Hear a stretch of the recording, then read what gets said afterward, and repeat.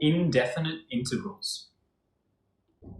So here we're starting to look at integration, which is actually the reverse process of finding the derivative. So it's going backwards. So it'd be like we have the derivative and we want to find the original function. So let's consider some functions. Let's look at y equals x squared, y equals x squared plus 4, and y equals x squared minus 10. And let's find the derivative of all of these. So dy dx would equal 2x here. dy dx, well, derivative of x squared is 2x, and derivative of 4 is 0, so we just get 2x. And for this one, dy dx, well, derivative of x squared is 2x, and derivative of minus 10 is 0. So what we've got here is we've got three different functions, both involving x squared and nothing or some other constants, and all the derivatives equal 2x. So if we wanted to go backwards and find the original function, how would we know if there was an extra number there or not? And the answer is, well, we may not know if there was a number there or not.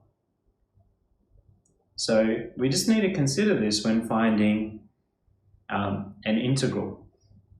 Now, to do integration, we have to learn the notation, and the notation is going to look something like this.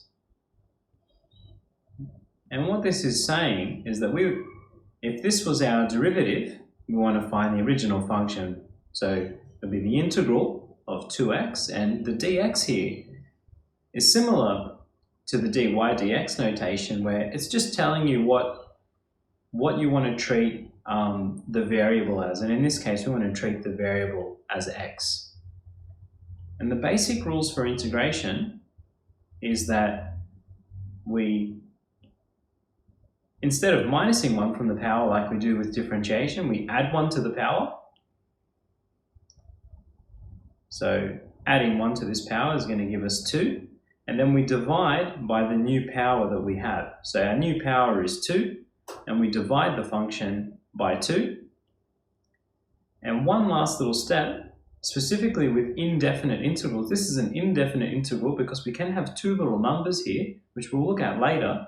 But without any numbers there, this is an indefinite integral, and we have to add an unknown constant because of the fact that we looked at above here. We don't know if there could have been an extra constant here. So we add in a constant, we usually call it little c, and just in case that in the original function there may have been a constant that we were unaware of, and we can just simplify this a little bit because 2 and 2 will cancel out, and we get x squared plus c. And if you really wanted to double check, you could just find the derivative of this and see if it equaled this. So let's just do that. So the derivative of x squared is 2x, and the derivative of a constant is 0, so we do get 2x. So let's have a look at some more examples. Let's look at the integral of 3 with respect to x, the integral of x with respect to x, and the integral of 3x squared plus 2 with respect to x.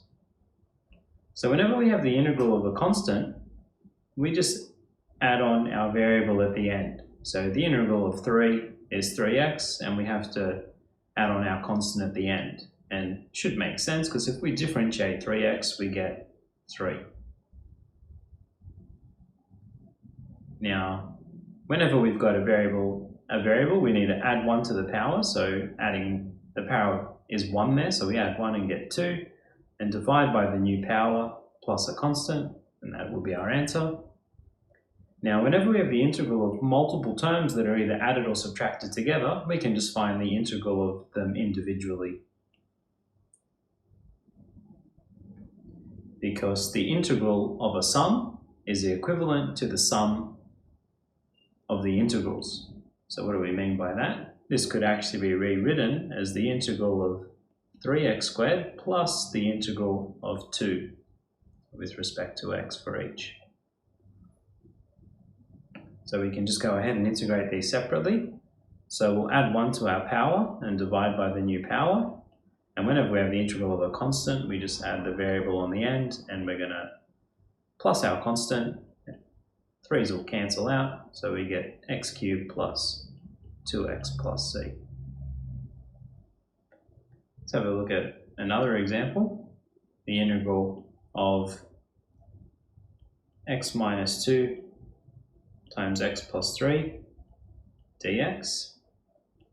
And here we have a product, and usually we don't like to do the integration of a product, so the best thing to do here is just to expand this out before we start.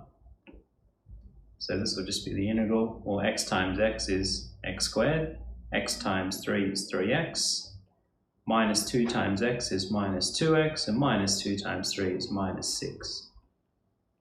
And we can simplify this a bit more.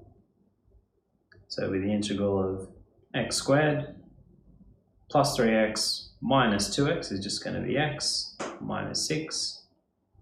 And here we have the integral of a sum, so it will just be the sum of the integrals, so we'll integrate each of these separately. So we're going to add 1 to our power, divide by the new power, add 1 to the power, divide by the new power, and integral of a constant, we just throw the variable on the end, and we can't forget our constant because this is an indefinite integral.